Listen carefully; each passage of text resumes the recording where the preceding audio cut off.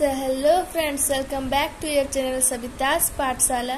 तो जैसे कि इससे पहले वाले वीडियो में हम एक्सरसाइज 5.3 का क्वेश्चन नंबर 6 तक कंप्लीट कर चुके हैं। तो आज हम करेंगे क्वेश्चन नंबर 7। ठीक है, तो देखते हैं क्वेश्चन नंबर 7 में क्या दिया है। तो क्वेश्चन नंबर 7 में बोला है find the sum of first 22 term of an AP in which d is 7 and 22nd term is 149। ठीक है, तो यहाँ पे बोला है कि सम निकालना है हमें 22 टर्म का। ठीक है, फर्स्ट 22 टर्म जिसमें हमें 22 टर्म जो है वो दिया गया है 149 और डी दिया है हमें गिवन 7। ठीक है, तो यहाँ पे पहले हमें ए का वैल्यू फाइंड करना पड़ेगा, है ना। तो यहाँ पे लिख लेते हैं क्वेश्चन नंबर 7 का दिया है 22 टर्म जो है वो है 149। तो यहाँ पे ये लिखेंगे a plus 21d equal to 149 होगा, है ना। और a ही रहेगा और 21 इंटू 7 दिया है हमारा d का वैल्यू तो 149। तो a का वैल्यू आएगा हमारा 149। ये देखो मल्टीप्लाई करने के बाद यहाँ पे ये a के साथ प्लस y, तो इधर आएगा तो माइनस हो जाएगा और बनेगा हमारा 147। ठीक है, तो a का वैल्यू आ गया हमारा 2। ठीक, तो a हमें मिल गया, d हमें गिवन है और लास्ट टर्म भी हमें पता है और हमें n भी गिवन है। तो तुम दोनों में से किसी भी फॉर्मूला को यूज कर सकते हो। a और l वाला भी कर सकते हो या फिर d वाला भी कर सकते हो, क्योंकि दोनों ही अवेलेबल है हमारे पास। तो l वाला फॉर्मूला हम करेंगे तो S22 equal to n/2 into a plus l। ठीक है, तो n का वैल्यू है हमारा 22/2, a निकला हमारा 2 प्लस हमारा l है 149। ठीक है, तो ये बनेगा 11, ये हुआ 151 इंटू 11। ठीक है, तो 151 इंटू 11 करेंगे तो होगा हमारा 1661। ठीक है, तो ये हमारा क्वेश्चन नंबर 7 कंप्लीट हो गया। अब देखते हैं क्वेश्चन नंबर 8। ठीक है, तो क्वेश्चन नंबर 8 में बोला है find the sum of 51 term of an AP whose second and third term are 14 and 18 respectively. ठीक है, तो रेस्पेक्टिवली का मतलब मैं ऑलरेडी बता चुकी थी कि जो फर्स्ट वाला है वो फर्स्ट का, सेकंड वाला सेकंड का, ऐसे। ठीक है, और यहाँ पे बोला है 51 टर्म का सम कितना होगा और हमें सेकंड और थर्ड टर्म का वैल्यू गिवन है। ठीक है, तो वैसे यहाँ पे भी लीनियर इक्वेशन वाला बनेगा, है ना। यहाँ पे लिख लेंगे 8 नंबर दिया है a प्लस डी होगा सेकंड टर्म जनरल फॉर्म का, तो a प्लस डी गिवन है हमारा सेकंड टर्म जो है वो है हमारा 14। ठीक है, और थर्ड टर्म यानी कि a प्लस 2d होगा वो गिवन है 18। ये इक्वेशन 1, ये इक्वेशन 2। देखो दोनों में कुछ बिना मल्टीप्लाई करके भी हम इसे a को कैंसिल आउट कर सकते हैं। तो यहाँ पे डायरेक्ट लिख लेंगे सॉल्विंग इक्वेशन 1 एंड 2। ठीक है, तो यहाँ पे लिख लेंगे equation 1 equal to a plus d equal to 14, equation 2 equal to a plus 2d equal to 18। ठीक है, तो यहाँ पे देखो दोनों ही प्लस में है तो यहाँ पे कैंसिल तो ऐसे होगा नहीं, हमें माइनस लेना पड़ेगा, है ना। तो माइनस लेंगे तो नीचे का सभी का सिंबल चेंज हो जाएगा, तो ये और ये a कैंसिल आउट हो जाएगा क्योंकि पॉजिटिव और नेगेटिव बनेगा, है ना। और नीचे में देखो ये है -2d, बड़ा के आगे माइनस है तो यहाँ पे माइनस लगेगा और 2d से d माइनस होगा तो बचेगा हमारा d। यहाँ पे 18 है बड़ा, उसके सामने माइनस है तो माइनस लगेगा और 18 से 14 गया तो 4 बचा, तो d का वैल्यू हमें मिल गया 4। ठीक है, और हमें फाइंड करना है 51 टर्म को।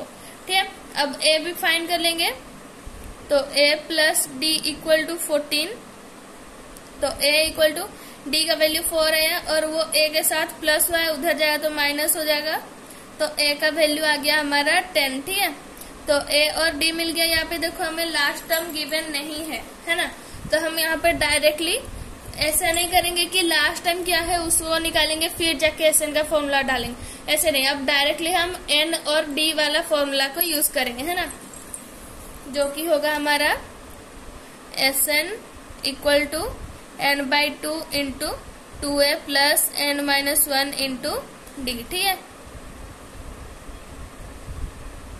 तो n का वैल्यू है हमारा 51/2, ठीक है, बाई 2 लिखेंगे, फिर 2 × 10 प्लस 51 - 1 इंटू d का वैल्यू आया हमारा 4, ठीक है, तो ये बनेगा 51/2, ये 20 प्लस 50 × 4 होगा हमारा 200, ठीक है। यहाँ पे 51/2 इंटू 220 हो गया, है ना।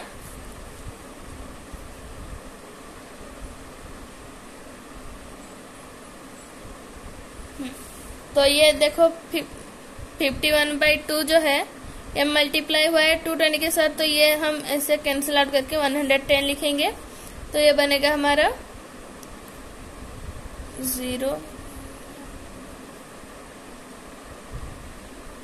5610, ठीक है। तो ये हमारा सम निकलेगा 51 टर्म का इतना, ठीक है। तो ये हमारा क्वेश्चन नंबर 8 भी कंप्लीट हो गया। अब देखते हैं क्वेश्चन नंबर 9। क्वेश्चन नंबर 9 में क्या बोला है, if the sum of first 7 terms of an AP is 49 and that of 17th term is 289, find the sum of first n term, ठीक है। तो यहाँ पे देखो बोला है कि फर्स्ट 7 टर्म जो है उसका सम दिया है हमें 49, ठीक है, और वहाँ पे 17 नंबर जो टर्म है, ठीक है, 7 जो टर्म है वो पहले 7 टर्म का सम मिला के हमें मिलेगा 49, और 17 नंबर टर्म क्या है वो है हमारा 289, ठीक है।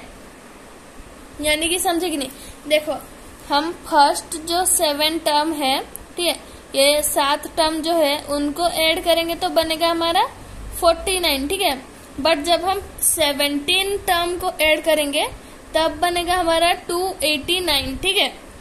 मतलब 7 टर्म को ऐड करेंगे तो बनेगा 49, 17 टर्म्स को ऐड करेंगे तो बनेगा 289, ठीक है। तो यहाँ पे SN वाला दो फॉर्मूला मिल जाएगा, फिर वहाँ पे हम उस लीनियर इक्वेशन की तरह फिर सॉल्व करेंगे तो हमें A और D मिल जाएगा, तो उसके बाद फिर हम nth टर्म जो होगा उसका वैल्यू निकाल पाएंगे, ठीक है। तो यहाँ पे लिख लेते हैं 9 नंबर का क्या है S7 = 49, ठीक है। S7 को कैसे लिखेंगे, 7/2 into 2A plus 7 - 1 into D = 49। इसे सॉल्व कर लेते हैं, 2A ये बना 6D = 49, ठीक है। तो ये देखो ये 2 यहाँ पे कॉमन ले लेंगे तो ये कैंसिल आउट हो जाएगा, है ना, क्योंकि दोनों ही 2 से डिविजिबल है। तो 7/2 जो है यहाँ पे 2 कॉमन ले लेंगे तो बनेगा A + 3D = 49। तो 2 तो कैंसिल आउट हो गया, और यहाँ पे देखो 7 जो है यहाँ पे मल्टीप्लाई हुआ है इसके साथ, बट इधर जाए तो ये डिवाइड हो जाएगा, तो A + 3D जो है वो हमारा बन गया 49/7 यानी कि 7, ठीक है। यानी कि 4th नंबर टर्म का वैल्यू है हमारा 7, ठीक है। तो ये हमारा इक्वेशन नंबर 1 आ गया। अब सेकेंड इक्वेशन भी बना लेते हैं यहाँ पे, तो यहाँ पे लिख लेंगे 17 टर्म S17 = 289, ठीक है। तो यहाँ पे भी लिखेंगे 17/2 into 2A plus 17 - 1 into D = 289, ठीक है। यहाँ पे 17/2 यह बना 2A प्लस 17 से 1 गया तो 16D = 289। ये 17/2, यहाँ पे भी देखो 2 कॉमन जा रहा है, यहाँ पे 2 कॉमन ले लेंगे तो A + 8D = 289। तो ये 2 कैंसिल आउट हो गया, और यहाँ पे देखो वैसे ही 17 इसके साथ मल्टीप्लाई हुआ है, उधर जाएगा तो डिवाइड हो जाएगा, तो A + 8D = 289/17 जो कि होता है 17, ठीक है। 17 का स्क्वायर होता है 289। तो यहाँ पे 9th नंबर टर्म जो है वो मिल गया हमारा 17, ये सेकंड इक्वेशन मिल गया। अब ये दोनों इक्वेशन को सॉल्व करेंगे। देखो यहाँ पे कुछ बिना मल्टीप्लाई किए ही हम A को कैंसिल आउट कर सकते हैं, तो यहाँ पे लिख लेंगे सॉल्विंग इक्वेशन 1 और 2, ठीक है। तो यहाँ पे लिख लेंगे equation 1 equal to a plus 4d equal to 7, equation 2 equal to a plus 8d equal to 17। ठीक है, तो यहाँ पे माइनस कॉमन ले लेंगे, नहीं तो यहाँ पे दोनों पॉजिटिव पॉजिटिव है, कुछ कैंसिल आउट नहीं होगा, तो माइनस माइनस कर देंगे, सभी में सिंबल चेंज हो जाएगा। फिर ए कैंसिल आउट होगा, बढ़ा के आगे माइनस है तो माइनस लिख लेंगे, और 8d से 4d गया तो बचा 4d। ठीक है, यहाँ पे भी बढ़ा के आगे माइनस है तो माइनस ले लेंगे, और 17 से 7 गया तो बना 10। ठीक है, तो d का वैल्यू आया -10 बाय -4, माइनस माइनस कैंसिल होगा, ये 2/5। ठीक है, तो d का वैल्यू आ गया हमारा 2/5। अब निकालते हैं हमारा a का वैल्यू। ठीक है, तो कोई भी इनमें से एक इक्वेशन में डाल देंगे तो निकल जाएगा। तो a plus 4d equal to 7, तो a plus 4 into 5/2 equal to 7, तो 2 जो। ठीक है, तो a प्लस 10 इक्वल टू 7 बन रहा है, तो a का वैल्यू कितना आएगा 7 माइनस 10, क्योंकि 10 यहाँ पे प्लस हुआ है, तो a का वैल्यू आ गया हमारा -3। ठीक है, तो a का वैल्यू है -3 और d का वैल्यू है 5/2। तो अब हम निकालेंगे कि nth टर्म का सम कितना होगा, तो फॉर्मूला डाल देंगे। तो फॉर्मूला लिख लेते हैं, Sn equal to n/2 into 2a plus n-1 into d। ठीक है, तो इससे सॉल्व कर लेंगे, तो n का वैल्यू तो कुछ नहीं है, n ही है, तो n ही रहने देंगे, और 2 इंटू a का वैल्यू आया हमारा -3 प्लस n का वैल्यू नहीं पता है, n-1 ही लिखेंगे, और d आया हमारा 5/2। ये n/2 into -6 plus 5/2n minus 5/2। ठीक है, तो ये दोनों कांस्टेंट टर्म है, तो इनको पहले सॉल्व कर लेंगे। n/2 into -6 minus 5/2 plus 5/2n। ठीक है, n/2 आया, यहाँ पे एलसीएम जाएगा तो ये बना 2, तो 2 6 जा होता है, -12 बनेगा, -5 प्लस 5/2n। ठीक है, n/2 ये हुआ हमारा -17/2 प्लस 5/2n। ठीक है, तो n/2 इंटू यहाँ पे भी एलसीएम ले लिए तो बना ये 2 -17 प्लस 5n।